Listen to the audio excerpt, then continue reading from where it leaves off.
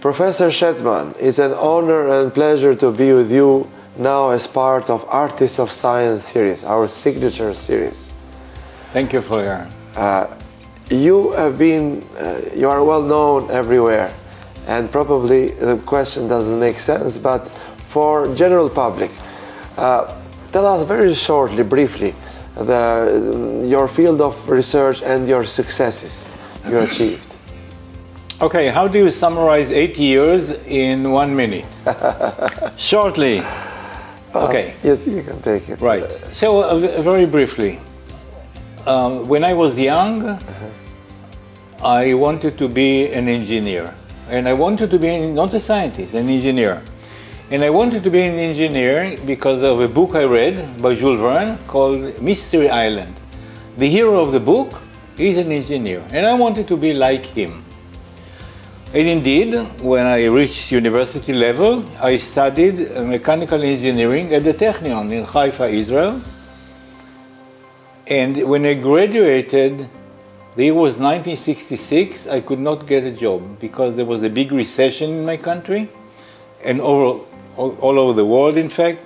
I could not find a job. And I was married already for a couple of years and I had some financial responsibility. So I said, well, you know, I will do my master's degree, get some salary as a TA, teaching assistant, and in 2 years I will find a job.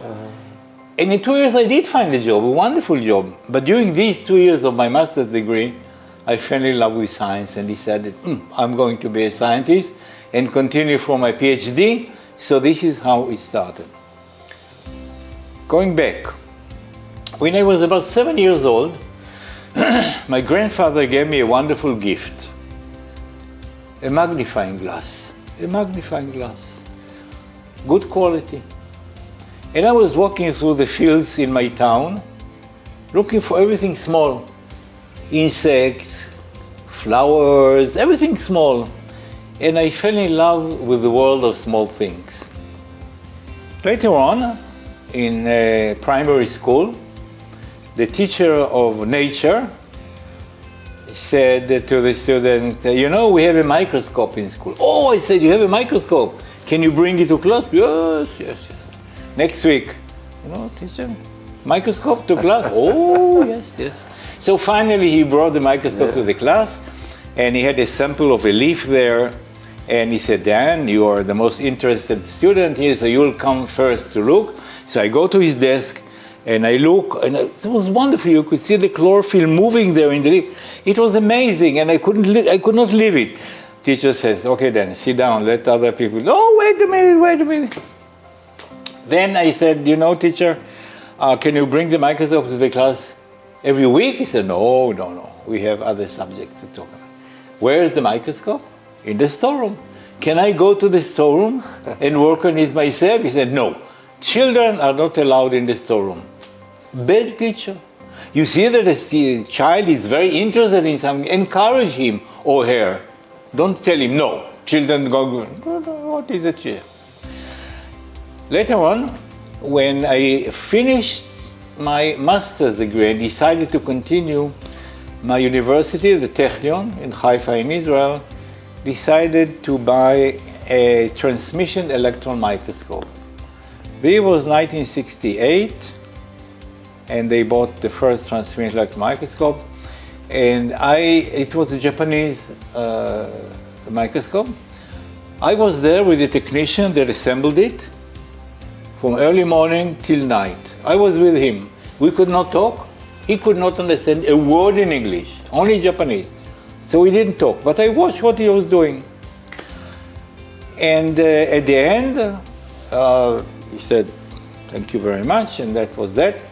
So I became not only the first person to work on the microscope, I was the first technician of the microscope. Those days we did not have technicians, so I knew how to take the microscope apart. The electron microscope is a big machine. Of course, today you don't touch the microscope. Today, if the microscope goes bad, you call a technician. But those days, I don't think they had a service even. So I took it apart, and these are lenses, about this size lenses, cleaned everything and adjusted everything and aligned everything.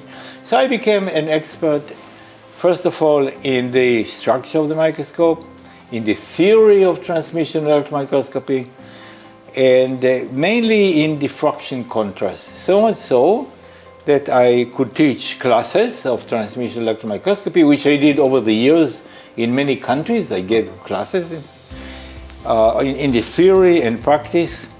And unlike many other scientists, I work alone. Yes, I had students, many students who did masters and PhD with me, but my best papers were papers in which I did 100% of the work myself. Oh.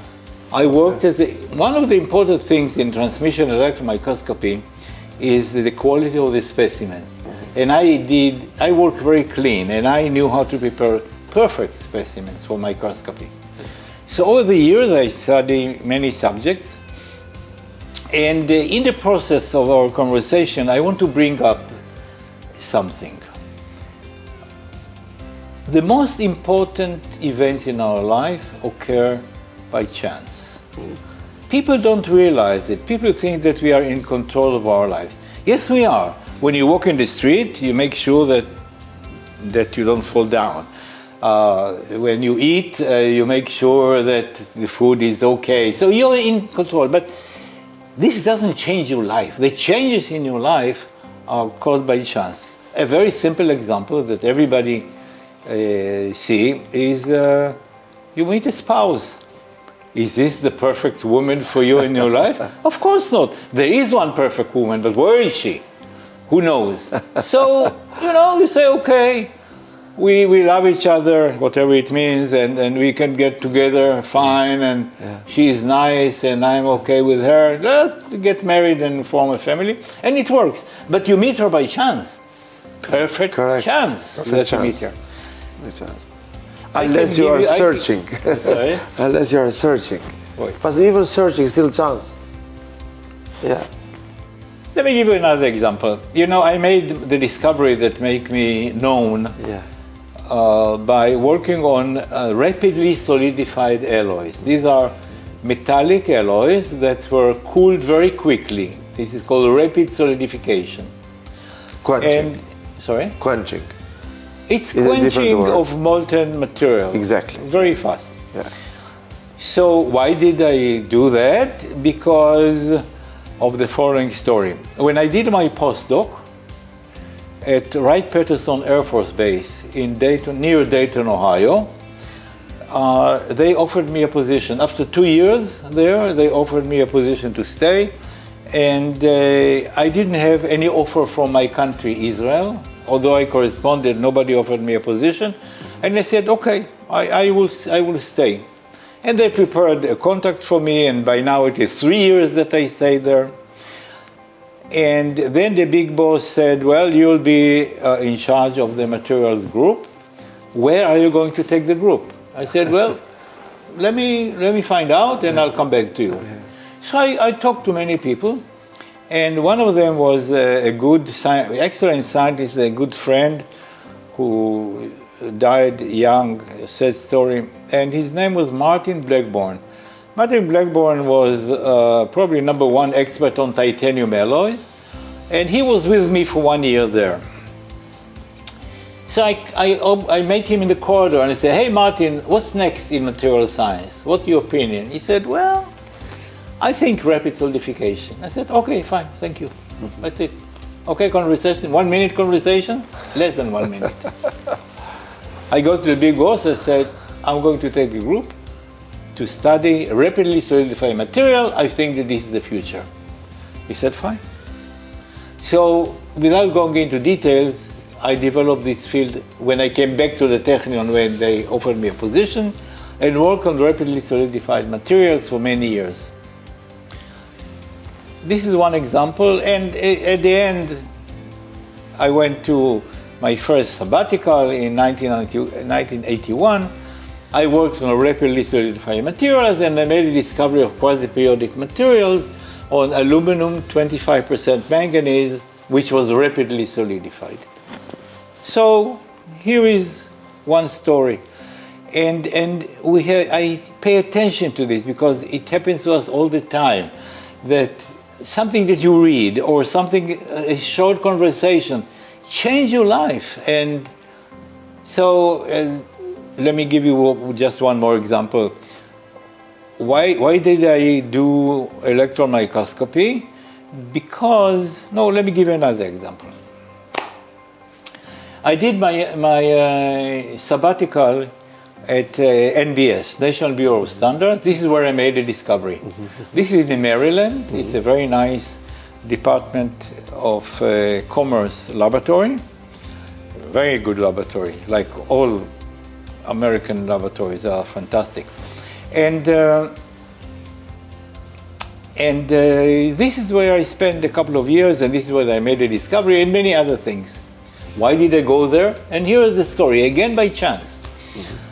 In 1980, we had a visitor at the Technion, great scientist named John Kahn, who came from NBS to spend a couple of months at the Technion. And I was working on the microscope, and I looked at powders that were rapidly solidified. I developed a technique to prepare specimens from powders. It's not trivial. I developed a technique, fantastic specimens. So I look at the specimen and I said, wow, I think John Kahn is interested in that. So I go up to his office. I'm at the basement. Electron microscope, usually at the basement to prevent vibrations. So I go up to his room on the 6th floor, I knock on the door. Hi, John, you want to see something interesting? He said, yeah. So he comes with me. And he said, wow, you can do that? We tried for 2 years to look at powders. Nobody knows how to do that. Come for sabbatical. And this is where I went to sabbatical and made my discovery. This is what happened. You know what didn't happen? I knocked on his door, went to lunch. I'm not here. Meaning? You knocked in his door and he was not there, and he went to that didn't happen. Okay? Yes, correct. He was in his room. What didn't happen? I knock on his door, he's not there. I go back to the microscope, and my life changes dramatically. But he was there. Chance, pure chance. And let me just elaborate it a little bit because it's so important, in my opinion. People take their existence for granted. Here I am. Great, you are here, everybody is here. No, the chance to be born is 0. Correct. Look at the process. Your father sends into your mother 100 million sperms one nice evening. Your sperm won the race. 100 million. You won that race. All right? Yeah. Winning a football game is easy compared to 100 million people running and you won it, okay? So the chance to be born, another sperm is another person. You would know that you were not born. But wait, so the chance is really, really small, you agree. But your father had to be born. Correct. And your mother had to be born. And you have to go back and back and back and back and back to the first amoeba in the swamp. So the chance to be born is 0, and yet you are all here. Don't take it for granted. Luck it, correct, yes. Life is a very rare gift, extremely rare. Don't take it for granted. Live wisely. This is the message. Okay? Perfect. And you already passed some of the questions I had prepared, but it's perfect because it was very well lined up, your history. What I wanted to ask, if you go back, let's say 40, 50 years when you were in high school, would you have chosen the same path? You would have done the same choices to go to chemistry? Oh, if I had to choose at that time? Yeah, if you go back in time, hypothetically. would you have chosen still engineering? As I mentioned to you before, what I planned didn't matter much. It was chance that brought me here. The main event are called by chance. The way I met my wife, and we have 4 children and 12 grandchildren, and 12 grandchildren. Everything is by chance. I met my wife in my military service. She was also in the military service in the same unit. This is where we met. But this is by chance. Yes, yes. So chance is very important. We have to realize how important it is. Yes. We have to realize. And to we have to appreciate. realize that we are not in control of our lives. Correct. Yes, and as I mentioned before, you control your life every day. You make sure that when you cross the street, no cars are hitting you and so. Yes, you control that. But the main events, by chance. And so you would have chosen the same thing. Oh, but you cannot choose. It's chance, you're saying. So would you have chosen going in chemistry, doing research in chemistry, or in other field? Why not in law? Why not in sociology? Why not in medicine? Why not in other fields? That's a very good question. I really wanted to become a medical doctor. Yeah. And if I would probably be a good one. I have good hands, I could be a surgeon. But becoming a medical doctor needed me to be accepted. I had to be accepted to a university to study it. And the selection process was so severe in my country that I didn't have a chance. And going abroad to study in a different country was not in my scope. Those days it was not very simple to go from one country to another to study. This is many years ago. People didn't do that. Of course, some people did, but it was not a common thing. The world was not open as it is today. Today it looks very simple that you buy a ticket, go on a plane and go to a different country, and if you speak English you can visit any country. Everybody speaks English. That was not the case when I was young. And so going abroad was out of the question. Also, well, this is why I didn't become a doctor. And as I mentioned, I did fulfill my desire to become a mechanical engineer. This was something. And you are a mechanical engineer in bachelor degree. Sorry? Your degree in bachelor is mechanical engineer. My first degree, mechanical engineering. Wow. Okay. Second degree, as I mentioned before, I did not find a job when I graduated because of the recession. So I went to do my master's in material science. Why? Because I knew a few people there. And so I knocked on the door and said, "Will you accept me for master's?" He said, "Yeah, sure, why not?" That was that. So then I became a material scientist. And then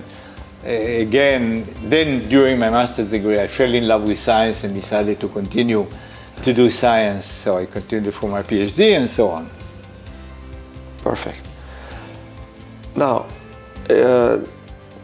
what's your working day looks like? How much free time you have? How many times? Free time you have. How much free time I have? Yeah. I have all the free time I want.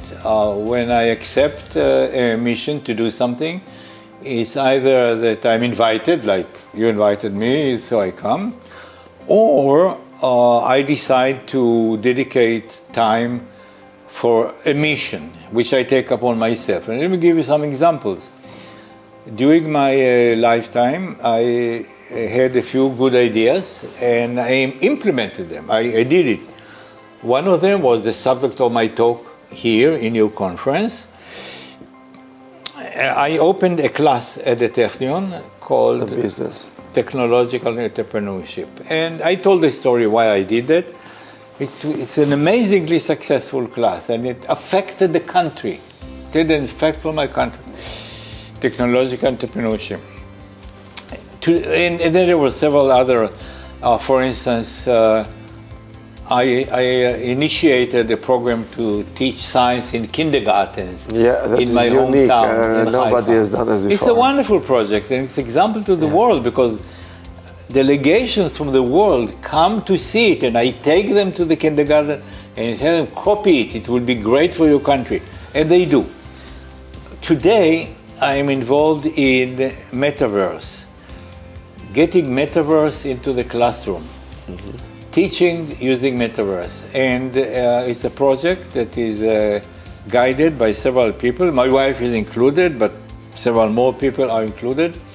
And this was not my ambition, but I joined with pleasure because I think it's important.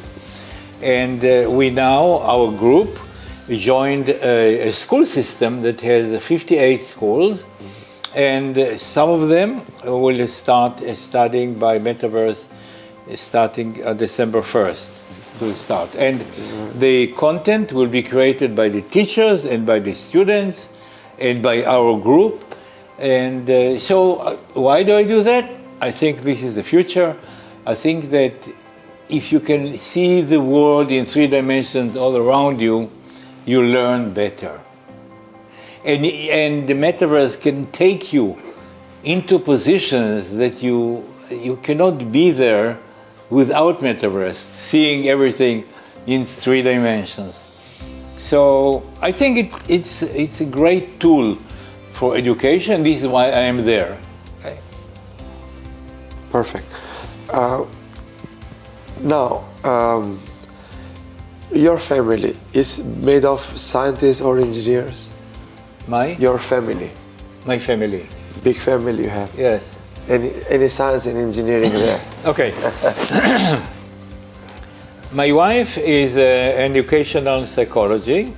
She also a retired professor from the Haifa University. Haifa, my hometown, has 2 universities. One is the Technion, where I am. The other one is Haifa University, where my wife was a professor there. And we have 4 children, 3 girls and 1 boy. All the girls are psychologists with higher education. like the mother? My son is a physicist. Okay. My son is now a professor at the Technion. Okay. I retired, the Technion took him. And the girls, the daughters, are 2 of them are clinical psychologists. They have clinics and they work in clinical psychology, and the other one is organizational psychology. She also works in organizational psychology. This is the 2nd generation. The 3rd generation, we have 12 grandchildren, and now 3 of them graduated from university, and I support them. I paid for all my children's education, and now I pay part of my grandchildren's education. 3 of them graduated from university already, and the little ones just started primary school, grade A in primary school. They're 6 years old. So we have a large age variety in our family, and they're all fantastic people. Everybody is very polite, very well educated. We did a good job, and my children do a good job. We are a very happy family, and we have good contacts with our children and grandchildren. We are a very united family.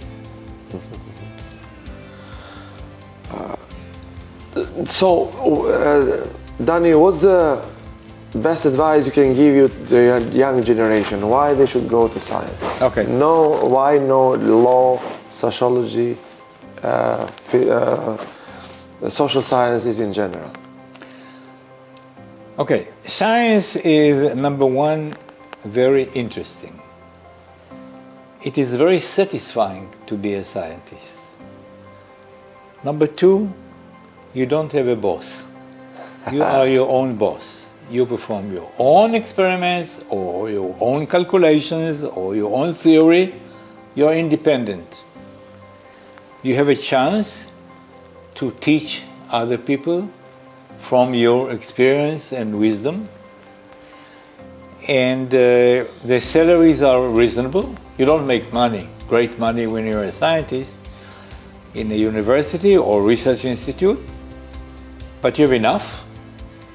and you appreciate the value of education, and you can develop in any field that you want. But when young people ask me, what should I do to become a great scientist? I tell them, all right, find a subject that you like, whatever you want, but try to be number one in it. You're in high school, find something that you like. If it's physics, what field in physics? Maybe optics, okay? It can be electron optics, it can be light optics. Find a subject that you like, but try to be number one. Number one in your class, number one in your school, number one. And today it is easy to do because information is available everywhere. In the past, you have to search great libraries and find books. Not anymore. Information is readily available everywhere. So, number one, choose a subject that you like. You'll have to live with it. And number two, try to be number one. Now, becoming a scientist is great and I recommend it. But however, if you want to be to play saxophone, fine with me. But try to be number one. Whatever you do, try to be number one. This is my advice to young people. And many young people around the world ask me, what should I do? I said, your choice. Find something that you like and try to be number one in it. That's it. Oh, well, that's the best. And I remember you used to say that you have to be the best in your field, but also you have to have a broad knowledge. Okay, that makes you a better person. So if you want to become a professional, once you become professional, don't have a narrow vision of the world. Learn how the world works. Learn enough, you should know enough history of the world. You should know the literature of the world. You should know the poetry. You should like music. Choose the type of music you like. Hopefully classical music, like what I like, but whatever you want. So have a broad view of our world and dedicate your life to raising a family. Perfect. And the last question is science and politics. What they have in common, what they divide them. Science and politics. Oh.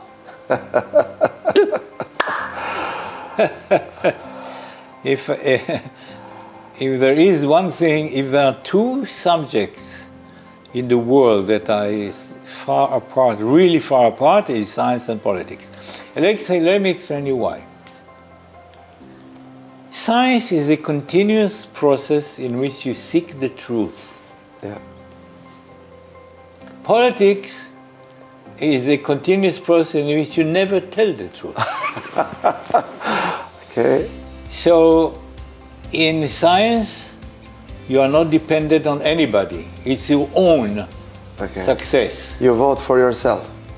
You work for yourself, by yourself, and scientists are self-made men or self-made women. Okay.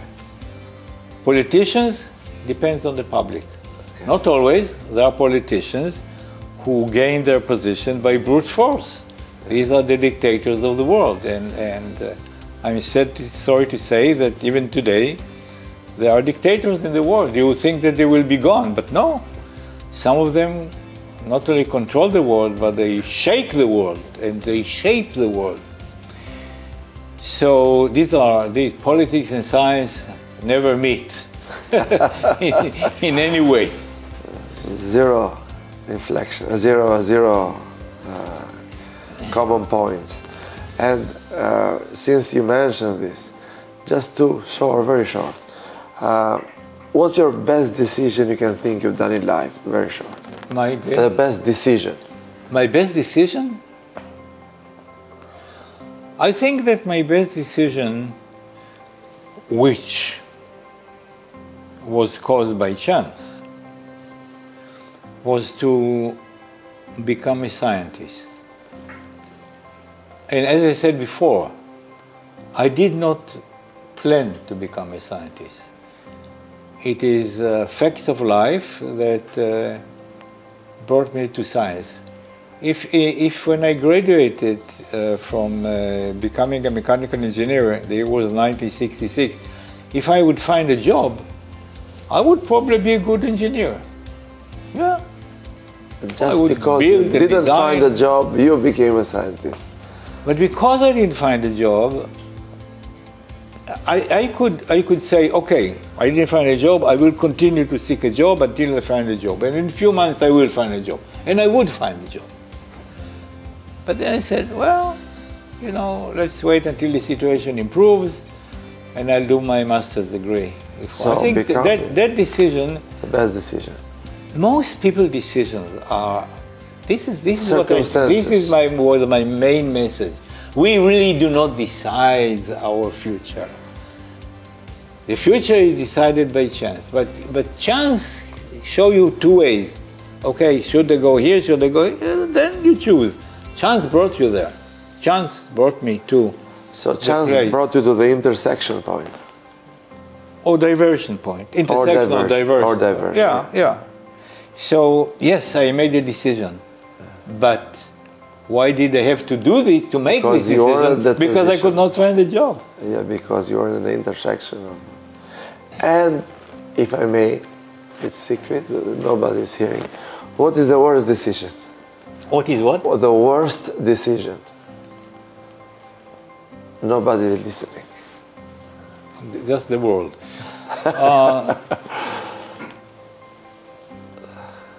I cannot think now of something of value that I missed. I can tell you something that I am sorry about. Yeah, okay? Sure. And you can call it a decision. It's a very small event, but it affected my life. In high school, we had one child that he was the black sheep of the class. People really treated him badly. And it's not because he was a bad person, it was because he was very small. He didn't grow. And one day, during the recess outside, some people took him, and you know, in Israel we have shelters, bomb shelters, and the bomb shelters are usually underground, but the entry is overground and you go step down. And usually there is a rail, iron rail door, which is sort of like bars, okay? So they put him inside and closed the door. And he was standing there like a monkey in a cage. And all the boys laughed, and I didn't do that.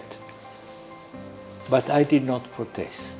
And then one girl came and said, "Get out, what are you doing?" She screamed and yelled at us. It was like, boom. Okay. And they took him out. One girl did that. And I didn't. I was enjoying it. And this is something that I cannot forgive myself. I did not scream hell. Maybe I was maybe 16 or something like this. But I remember it as something which is wrong. I didn't do it. I was just a bystander. But I didn't scream hell. Yeah. Well, Danny, it's always enlightening speaking with you. My pleasure. And here it is, artist of science. Or sometimes we say science of the artist.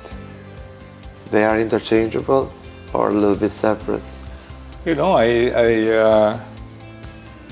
one of my hobbies is to make jewelry. So in my life I make quite a few jewelry pieces, very nice, and my wife wears them. She also has a piece here that she brought with her.